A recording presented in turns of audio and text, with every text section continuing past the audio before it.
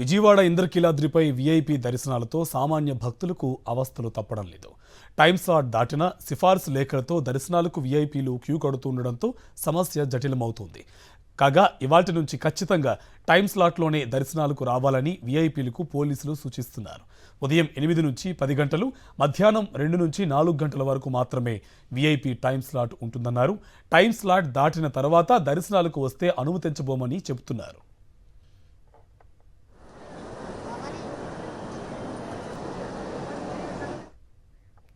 శ్రీశైల మహాక్షేత్రంలో దేవీ శరన్నవరాత్రి మహోత్సవాలు 5వ రోజు అంగరంగ వైభవంగా సాగుతున్నాయి.